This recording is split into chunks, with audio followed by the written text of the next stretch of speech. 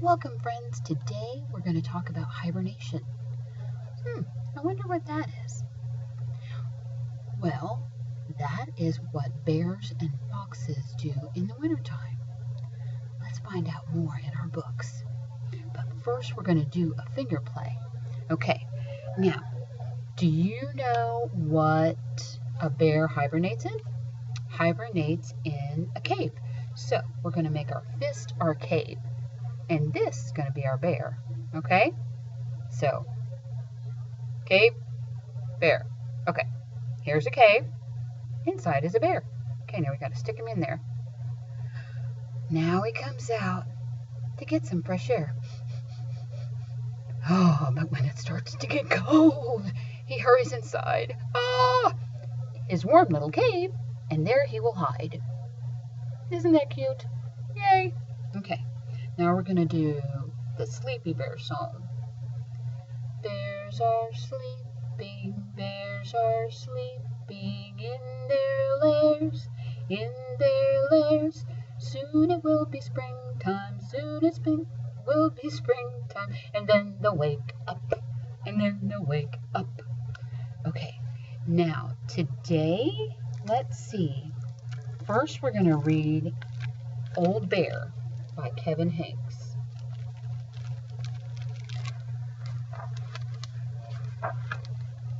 By the time Old Bear fell asleep for the winter, it was snowing hard. Can you see the picture?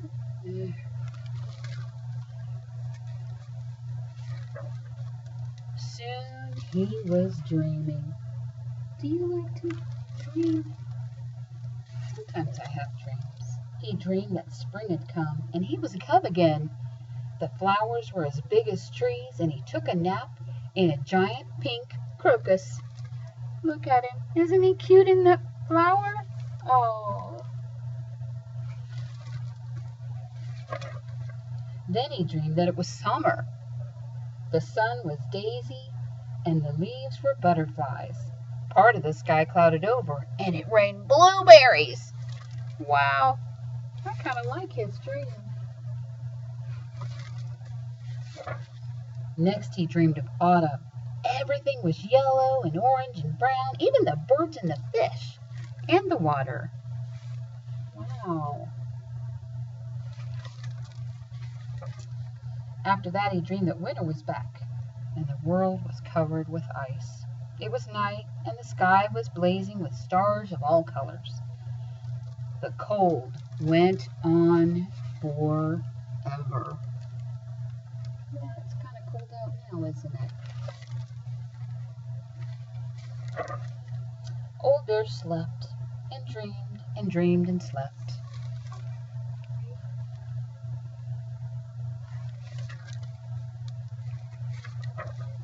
When he finally woke up, it seemed to him that no time had passed since he'd fallen asleep.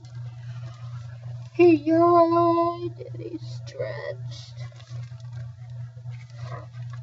And he poked his head out of his den, just like we did in our song. And to see if it was still snowing, he blinked and blinked again. What do you think, guys? What do you think it is? Yep, you guessed it. When Old Bear walked out into the beautiful spring day, it took him a minute to realize that he wasn't dreaming. Yay, it was springtime. Look at all the flowers. He is having a good day. Yay. Okay, now we're going to read The Bear Snores. Okay? And now this is by Karma Wilson and Jane Chapman.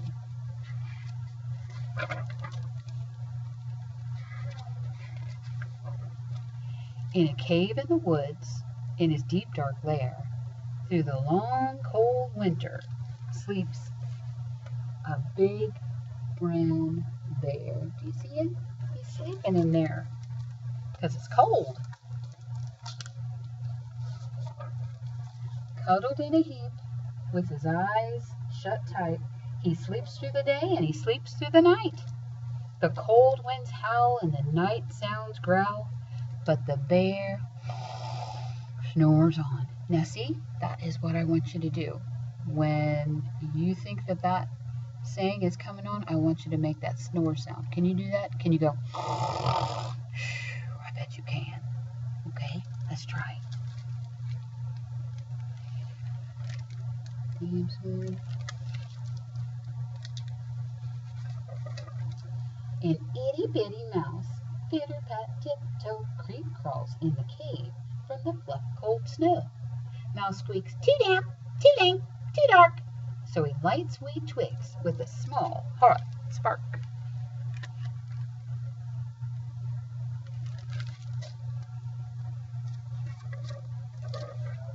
The coals pip-pop and the wind doesn't stop. But the bear snores on.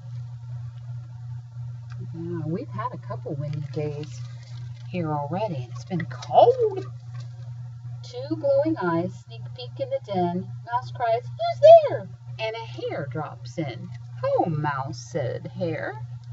"Long time no see." So they pop white corn and they brew black tea.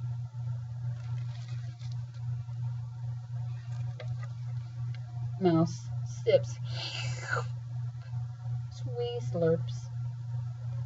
Hare burps, big burps. But this bear snores on. How's your snoring going, guys? Are you snoring for me? A badger scuttles by in the air. "I smell yummy yum-yums. Perhaps we can share." "I brought honey nuts," Badger says with a grin. "Let's divvy them up, cozy down, and dig in."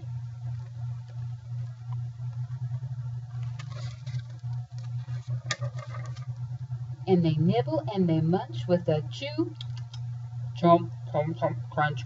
Ah. But the bear snores on. A gopher and a mole tunnel up through the floor. Then a wren and a raven flutter through the door. Mole mutters, "What a night! What a storm!" twitters Wren. And everybody clutters in the great bear's den.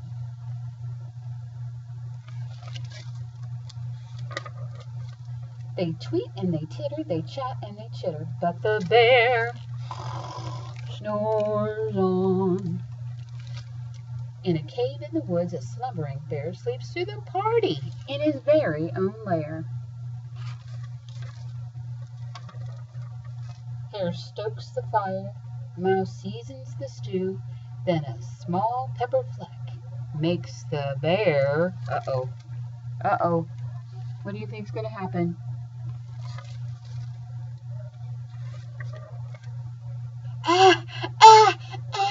Choo! He blows and he sneezes, and the whole crowd freezes. And the bear wakes up. Bear snarls and he gnarls and he roars and he rumbles and he jumps and he stomps and he growls and he grumbles. Roar! "You've snuck in my lair. You've had all the fun. But me, I was sleeping, and I have had none." And he whimpers, and he moans, and he wails, and he groans, and the bear blubbers on. Mouse squeaks, "Don't fret, don't fuss, look see. We can pop more corn, and we can brew more tea." Just wanted to be part of the party with his friends, didn't he? Bear gulps, and he gobbles, and he sighs with delight, then he spins tall tales through the blustery night. When the sun peeks up on a crisp, clear dawn, Bear can't sleep.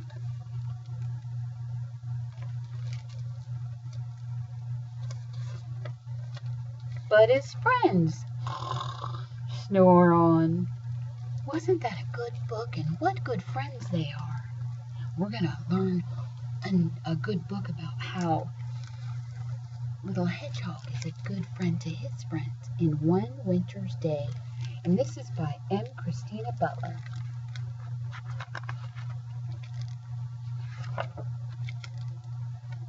Little Hedgehog was making his bed for the winter when a sudden gust of wind blew him off his feet. It took hold of his cozy nest and tossed it high in the air. Now that wasn't very nice, was it? So no one likes to be tossed in the air. Little Hedgehog trembled as the wind whistled around him, and he wondered what to do. He caught hold of his scarf, his hat, and his mittens before they blew away, and he tried to find shelter under the tree roots. But wherever he went, the wind blew there as well.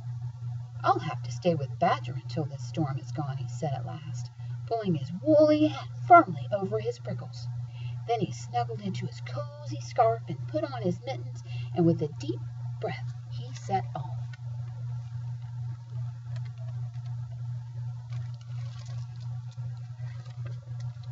The wind was even stronger in the meadow. Leaves swirled here and there, and snowflakes filled the air. Little Hedgehog hadn't gone far when he bumped into a family of field mice, shivering in the long grass. Oh, look at them. They're so cold. "I've never known such a storm," squeaked Mother Mouse. "The wind has blown our nest far away, and my poor babies are so cold." "My home has been blown away as well," said Little Hedgehog. "I'm on my way to stay with Badger. But I have just the thing to warm you up." And he took off his woolly hat and gave it to the mice. "Ooh, lovely, lovely," they squeaked, snuggling down out of the wind. "Thank you, Little Hedgehog. Now, wasn't that nice of him? Oh, what a good friend." Little Hedgehog tucked his nose inside his scarf and ran along beside the racing river. Otter was on the bank, huffing and puffing on his paws. "Hello, Otter, what are you doing?" "Oh, Hedgehog, my fur coat keeps me warm, but my paws are freezing."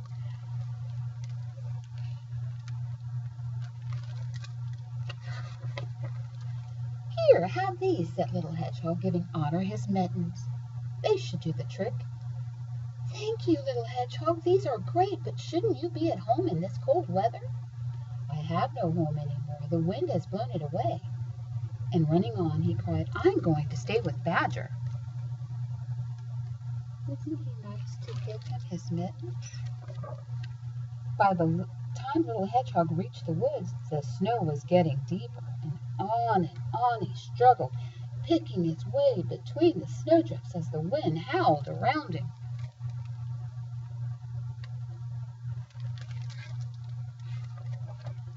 A mother deer and her fawn were sheltering in the bushes. "Oh, Little Hedgehog, why aren't you in your nest in this awful storm?" she asked. So Little Hedgehog told Mother Deer about his nest blowing away. But as he spoke, he saw that the little fawn was shaking with the cold. "Here, take this," he said, giving the fawn his scarf. "How kind you are," said Mother Deer. "Thank you, Little Hedgehog. He really is a good friend." Little Hedgehog pattered on faster and faster, but just as he finally saw Badger's house at the bottom of the hill, he skidded on the icy path. "Help!" he cried as he went bumping and bouncing through the snow. Look, look, all you see is his feet and his nose.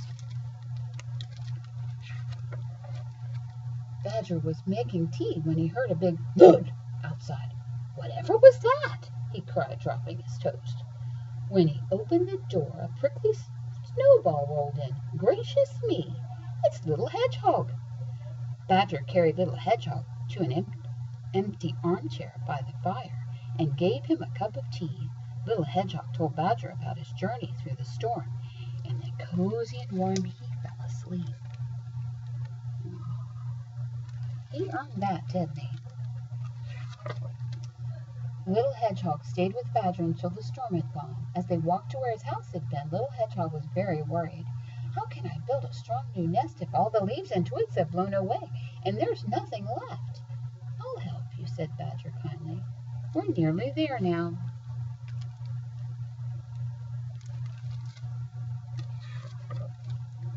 "Surprise!" came the cry when they turned the corner. Little Hedgehog gasped with delight. The animals he met in the storm had made him the coziest nest he had ever seen. for the kindest hedgehog in the world, they all cried together, for the kindest hedgehog in the world. Oh, that was so nice. See, they were friends back to him, yes. And guess what? Guess what our craft is? It's a little hedgehog. Oh, it's a little hedgehog, see?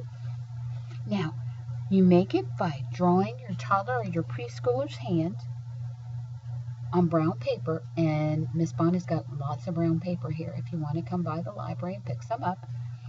And I also have the little eyeballs. You cut out their hands, then you lay the handprints with the first